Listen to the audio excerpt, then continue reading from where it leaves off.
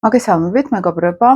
თვითღირებულებაზე მინდა დღეს გესაუბროთ. ასტროლოგიაშიც გვაქვს ამის კომბინაციები, რამდენად აქვს ადამიანს თვითღირებულების პრობლემა, ესე რომ ვთქვათ, ან პირიქით ზედმეტად ხო არ არის აწეული თვითღირებულება, ან პირიქით რამდენად არის კონტაქტზე ადამიანის საკუთარ მოთხოვნილებებთან, საკუთარ სურვილებთან.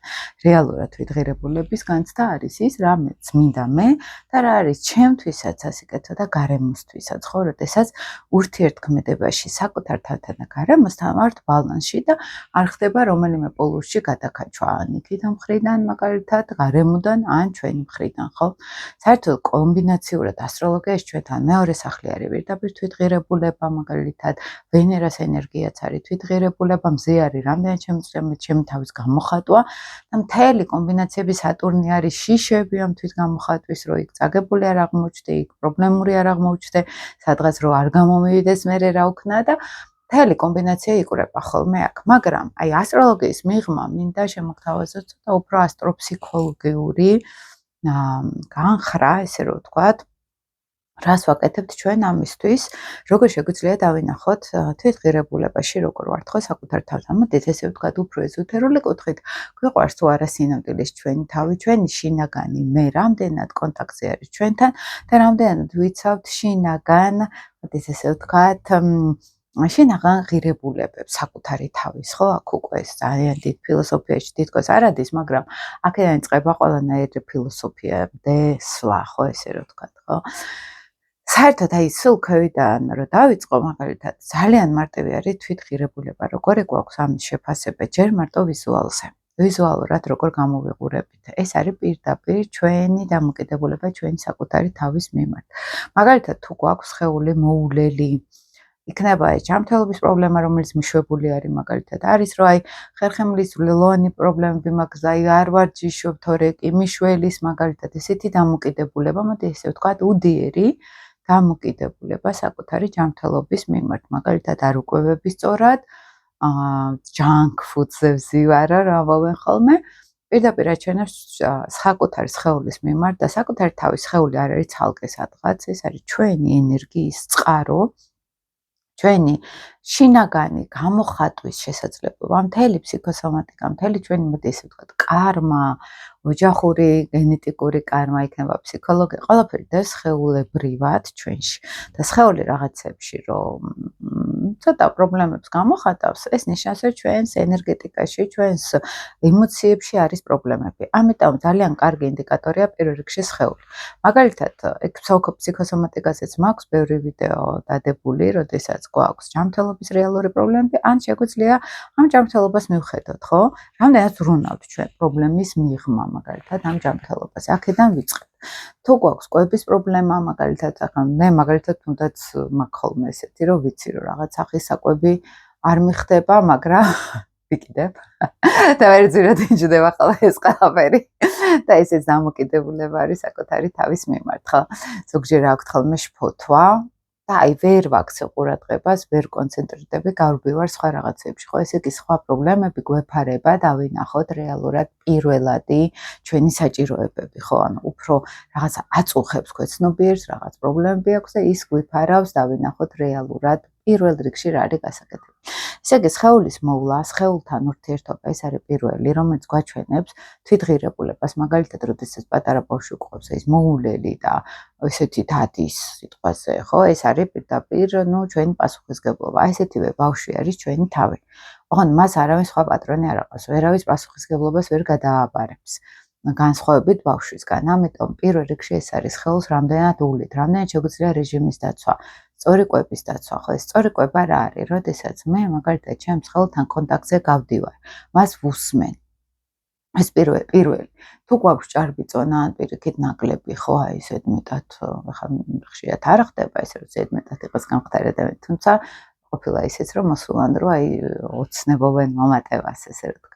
საერთოდ ჭარბიწონაც და ნაკლები წონაც ეს ფსიქოსომატიკაშიც და ეზოთერულ ასტროლოგიაში ცოტა სხვანაირად ძალიან კომპლექსური არის ამ შემთხვევაში. რთულად ხდება ამისი, ესე რომ ვთქვათ, ან ბევრი პრობლემა უნდა იყოს გაერთიანებული, რომ ჭარბიწონის თემა იყოს, მაგრამ ყველაზე მთავარი, აი სანამ მიზეზებში ჩავალთ, ყველაზე მთავარი არის ჭარბი-წონა, ეს არის პირდაპირ დამოკიდებულება საკუთარი თავის მიმართ, ხო? ანუ ჩემს სხეულს ახლა როცა ჯანმრთელობას ან ზოგადად ორგანიზმს არ ჭირდება ჭარბი-წონა, არ არის ის სიტუაცია ახლა მაგალითად რომ ამისი აუცილებლობა იყოს, ფეხებისთვის რთული არის, მაგალითად მოძრაობაში ხელს გვიშლის, ანუ საკუთარი სხეულივე რო გვაწუხებს, ეს უკვე პრობლემა არის, ხო? შესაბამისად ძალიან მნიშვნელოვანი არის, რამდენად ჩვენ შეგვიძლია ამასთან კონტაქტზე გავიდეთ ჩვენ სხეულთან, რამდენად შეგვიძლია ვიგრძნოთ საერთოდ სხეული, რომ ახლა იმატებს. ეხლა მას არის ეს საჭიროება, ის არასწორი კვება, ანუ რატო იმატებს ადამიანი, ხო? რაღაცებს ტენით. ხო და ის ვეღარ უმკლავდება, ამის ვეღარ წვავს ამდენ ენერგიას, ხო, სადღაც და დაგროვება მიდის. ენერგეტიკულ ეზოთერულ დონეზე ჭარბი-წონის დროს ჩვენ ვაგროვებთ ენერგიას და არ ვხარჯავთ. ცოტა ისე რომ ვთქვათ, იქ თავდაცვა არის, იქ ძალიან ბევრი სხვა პრობლემები არის, გამოც ამას ვაკეთებ, მაგალითად იქ ემოციურად ვერ ვმკლავდები რაღაცას და ვაკეთებ, მაგრამ ენერგეტიკულ ეზოთერულ დონეზე ეს იგივე არის, გამოვტენოთ სახლი ხლამით, უამრავი ტანსაცმლით, უამრავი არასაჭირო ნივთებით, აი სოფელში თუ გინახავთ ხოლმე, ისინი რო აქვთ სარდაფები და აი 40 წელი რო რაღაც აწყვია და არავის არ დაჭირვებია და დევს, ხო? აი ეგეთი რაღაც არის დაახლოებით ენერგეტიკულ დონეზე სხეულისთვის ჭარბი-წონა. ანუ რაღაცებს ვაგროვებთ, რომელიც არ გვჭირდება რეალურად, ხო? სუსტად იგივე არის, ანუ როდესაც მეორე სახლზე და ვენერაზე ვლაპარაკობ, ვენერა თვითღირებულებაც არის და ნივთებიც არის, კვებაც არის მაგალითად, მეორე სახლიც კვებაც არის ამავე დროს და რამდენად ჩვენ შეგვიძლია ამ მატერიალურ სამყაროში რაღაცები დავაგროვოთ. ხო, ქონება იქნება, ნივთები იქნება, მაგალითად ზოგჯერ ცოდნასაც აგროვებენ, ხო, ახლა მე მაგალითად იუპიტერი მყავს მეორე სახლში, სატურნთან ერთად და მთავარი ჩემი არის ვაგროვებ სულ ცოდნას, რა იცი რაში დაგჭირდება და შეიძლება ესე ტრენინგზე წავიდე, საერთოდ არც პროფესიაში ვაპირებ, გამოყენებას არც არაფერს, მაგრამ იყოს რა იცი რა ხდება, ხო? აი ეგეთი რაღაცები მეორე სახლს უკავშირდება ხოლმე, ისე იდეაში რო აგიხსნათ, მარტო ნივთები არ არის, შეიძლება ცოდნას აგროვებდეს ადამიანი, შეიძლება მეგობრებს აგროვებდეს ადამიანი, საჭირო კონტაქტებს აგროვებდეს ადამიანი, ხო, რა იცი რაში გამომადგება პრინციპი.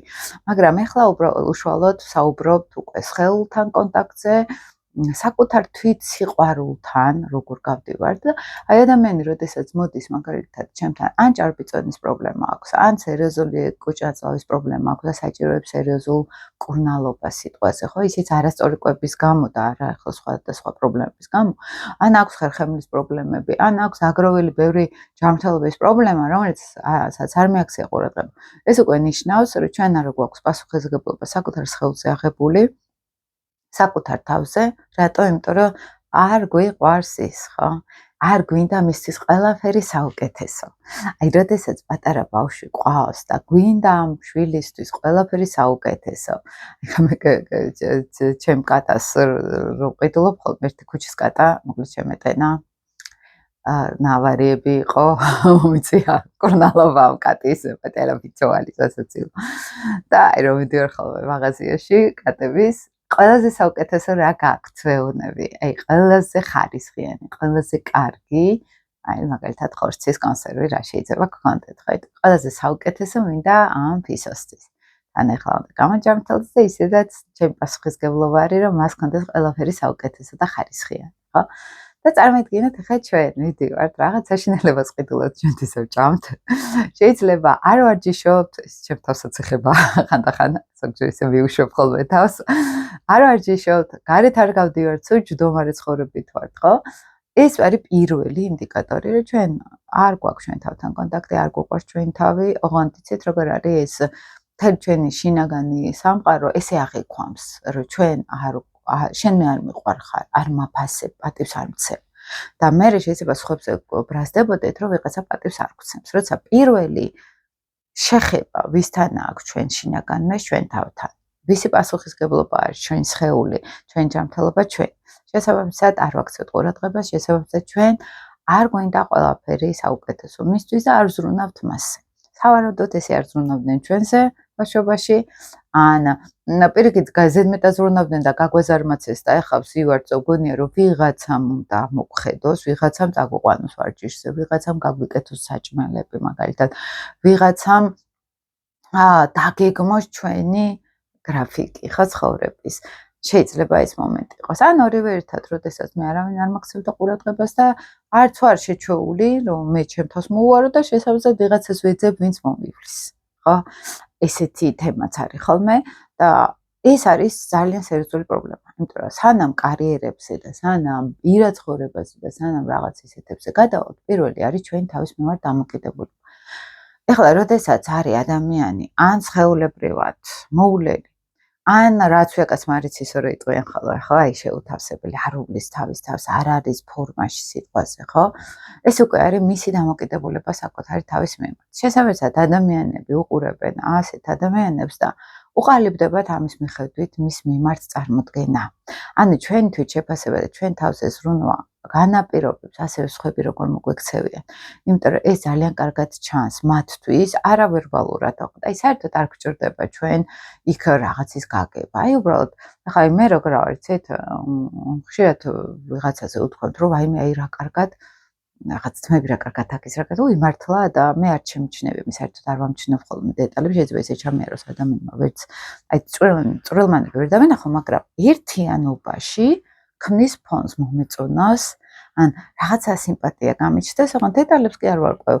ესე იგი თუ ერთიანობაში კარგად აღვიქვი, ესე იგი მთლიანობაში აღვიქვის, რაც დეტალებში ქონდა ესე იგი რაღაცა დალაგეული, ხო? აი ზოგი ესე უყურებს, მაგრამ საბოლოო ჯამში კიდე ზოგი კიდე უფრო ისე უყურებს ამ ყველაფერს, რომ ინტუიციურად ქვეცნობიერ დონეზე მოდის ადამიანი ჩემამდე ან არ მოდის. ანუ ჩვენი თვითპრეზენტაბელურობა სამყაროსთან და ჩვენ თავთან პირველ რიგში ეს არის პირველადი საჭიროება და აუცილებლობა, რის შემდეგაც იწყება ფილოსოფია, ფსიქოლოგია, ასტროლოგია და მთელი ეს ყველაფერი.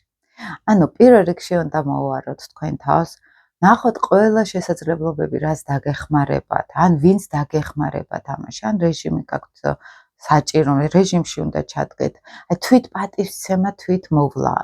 აი როდესაც მაგალითად ვართ სწორკვებაზე, წინა დღეს ვირჩევთ, აი პატარა ბავშვებით უვლით ჩვენ თავს, ვირჩევთ რა ვჭამოთ, დავგეგმოთ, ხო, ანუ საკუთარ თავზე ზრუნვა არის.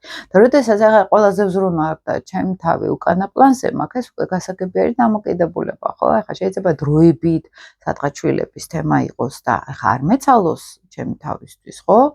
ბავშვჭამა უნდა, სეირნება უნდა რაღაცა, მაგრამ მე გეუბნებით უფრო ქრონიკულად ცხოვრების სტილი რო არის უკვე ესეთი, რომ ყველა და ბოლოს მე მაგალითად. ესე იგი პირველ რიგში არის ჯანსაღი მიდგომა სხეულის საჭიროებებზე, დაბალანსება საკუთარი თავის ვერსიის ყველაზე საუკეთესო ფორმად ქცევა, იქნება ეს ვიზუალური მხარე, ფორმა სხეულის მაგალითად, იქნება ეს აი ვეცადო ის როგორ სტილში უფრო თმა მომიხდება, როგორი მაკიაჟი უფრო მომიხდება ქალების შემთხვევაში. კაცების შემთხვევაში როგორ უნდა ვაწარმო ენერგია, რომ სხეული უფრო მოქნილი, გამძლე და მყარი იყოს მაგალითად, ხო? როგორ შეიძლება შევცვალო მაგალითად ჩემი შინაგანი ხასიათი, ხო? ვარ თუ არა ლაღი, ვარ თუ არა, რომ ვარჯიშობ და ძლიერად ვარ. მაქვს თუ არა შინაგანად იმის განსა, რომ ან სწორკვებით უწყობ ხელს, ან ხალისიანი ვარ შესაბამისად, ხო ეს კაცური ენერგიები არის, უფრო მათ სჭირდებათ ეს, ხო, რაღაც სადღაც იყვნენ მოქნილები, ხო, სხეულითაც მოქნილები და ემოციურადაც მოქნილები, ხო? აი ამ ყველაფრის შემდგომ იწყება უკვე რეალურად კონტაქტი გარე სამყაროსთან. იმიტომ რომ აი ეს საჭიროებები ხელს თუ არა აქვს დაცული, იქ ყოველთვის ბუდობს, ესე რომ ვთქვათ, აგრესიის, წყენის, შურის, ეჭვის, აი მთელი ეს ყველაფერი ბუდობს ამ ყველაფერში უკვე. აი როდესაც ჭარბი წონისგან გავათავისუფლებთ თავსა და ტოქსინები გადის, ხო, რაღაც აი იმ ცხიმთან ერთად. აი ესეთივე ემოციური ტოქსინები გადის. და როგორც კი იმ მაქსიმუმს მივაღწევთ, როგორი წარმოდგენაც შეგვიძლია ჩვენ იდეალურ ვარიანტში ვიყოთ და ვიშრომოთ ჩვენ თავს. აქ მოდის თავდაჯერებულობა, აქ მოდის საკუთარი თავის დაჯილდოების მთელი ჰორმონები, ესე რა ვთქვათ. ამას გრძნობენ მერე გარშემოყოფები და მერე ის ეჭვები, რომ აი მე არ მიმატოვოს პირად ცხოვრებაში ან იმას არ უყვარვარ, ამის დაკარგვის მეშინი, აი კარიერა არ გამოდის, იქ თვითრწმენა არ აქვს კარიერის, აი აქ ეს ყველაფერი თან დაყოლილი არის, ხო, ამ ყველაფერს. ეხლა სხეულის შემდგომი პერიოდის უფრო შემდგომი ვარიანტი, თუ ჩვენ ეს მოგვარებული გვაქვს ასე თუ ისე, მაინც შემდგომ მოდის უკვე თვითღირებულების ვარიანტი, როდესაც მე ვარ ისეთ სამსახურში, ახლა უკვე უფრო სულიერ ფსიქოლოგიურ ფაქტორებში გადავედით. ის იყო მატერიალურ სხეულებრივი ფაქტორი, ხო, ვიზუალური ფაქტორი. შემდეგ არის სულიერ ემოციური ფაქტორი. როდესაც მე ვარ ისეთ სამსახურში, სადაც რაღაც სერიოზული პრობლემები არის, ხო? ანუ ვარ რუტინაში, ვაკეთებ იმ საქმეს, რომელიც მე არ მიყვარს, მაგალითად ვარ ოჯახში, სადაც მე კომფორტულად არ გვსვამ თავს, ვარ მეუღლესთან, რომელმაც ამოწურა დიდი ხანია საკუთარი თავი. ან ძალიან მიყვარს ყველაფერი, მაგრამ არ მომწონს მისი ჩემს მიმართ დამოკიდებულება, მაგრამ მე მაინც ვითმენ. მე მაინც შემგოებელ პოზიციაში ვარ. ეს უკვე არის თვითშეფასების, ეს უკვე ვენერიდან გადავდივართ მზის თემაზე, მთვარის თემაზე აქ და გადავდივართ თვითშეფასების თემაში, როგორ აღვიქვამთ ჩვენ თავს, მაგალითად ცნობიერ დონეზე, როგორ შეგვიძლია გამოვხატოთ ჩვენი თავი და საერთოდ ღირსი ვარ თუ არა თემაში ჩავსვა. ესეთი ხალხი, ვისაც აქვს ხოლმე აი ამ ეგოს პრობლემა, მზის და მთვარის თუნდაც ემოციურ დონეზე პრობლემები, ხშირად არიან ან აგრესიულები ასევე გარი სამყაროსგან, მაგალითად მე იმას არ ვიმსახურებ, მე ამას არ ვიმსახურებ. ოღონდ თვითონ ყველაფერს აკეთებს საპირისპიროს, ხო? რომ მაგალითად შეიძლება ადამიანს ეჩქუბებოდეს, რომ მე მიმიღე, მე ესეთი ვარ, ოღონდ თვითონ არ იღებდეს თავის თავს, ხო? და მაგალითად იყოს ისეთ სიტუაციებში, იქ შეიძლება პირველი ვარიანტიც მოდიოდეს ეს სხეულებრივი ვენერას დონის თემაც იყოს განმაპირობებელი. მეორე ფაქტორით შეიძლება ზოგს კონდეს მარტო პირველ ფაქტორში პრობლემები, მაგრამ არის, როცა პირველი ფაქტორს მეორე ფაქტორი ამატება, ეს უკვე უფრო ართულებს აქ სიტუაციას, ხო? ეს ასტროლოგიური კომბინაციებით ვხედავთ ხოლმე ამ ყველაფერს. და აქ ამ თვითღირებულებაში მოდის ან პირიქით უკან ჩაჩოჩვა საკუთარი თავის მეორე პერსონა რო ხდებით, ხო, სადღაც სიტუაციებში და მე თან ვიბრძვით, რომ პირველი გავხდეთ, თუმცა ყველაფერს ვაკეთებ, რომ უკან ვიყო, ხო? აქ შემოდის ინტელექტუალური თემებიც, რომ მე მაგალითად არ ვცდილობ განვავითარო ჩემი პროფესიული სფერო, არ ვცდილობ ან ვისწავლო.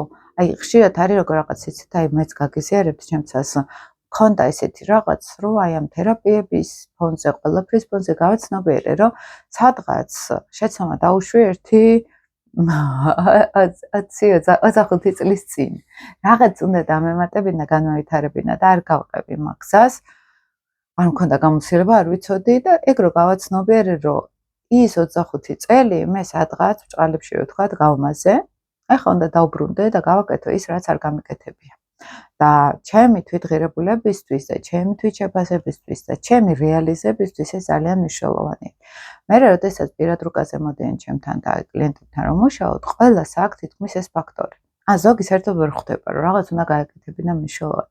ზოგჯერ არის ის მომენტი, რომ 10 წელი, 15 წელი, 20 ან 25 ან 30 დავკარგე და ბრუნდები უკან იმ წერტილიდან ვიწყებ ცხოვრებას, სადაც გაწყდა ეს ძაფი, აი ესე რომ მიდიოდეს ჩემი ცხოვრება, ქვევი წავედი და ესე განვითარდა და ისევ ბრუნდები ზევით და ეხლა აი იმ წერტილიდან ვაგრძელებ ჩემ ცხოვრებას, აქ ჩავარდნა მაქვს 15-20 წლიანი, მაგრამ აქ აღარ გავაგრძელებ ქვევით, ქვედა ვიბრაციას ცხოვრებას, ზევით ისევ გავთანაბრდი და გავაკეთე ეს ჩემ ცხოვრებისგან, ხო, ჩემ ცხოვრებისგან რაღაც შევქმენი, ღირებული და მნიშვნელოვანი, რაც ჩემთვის მნიშვნელოვანი იყო. აი ეს პროცესიც არის ხოლმე ძალიან მნიშვნელოვანი და აი აქ მეორე ვიბრაციაზე თვითღირებულების თემებში მანდ მივდივართ, ხო?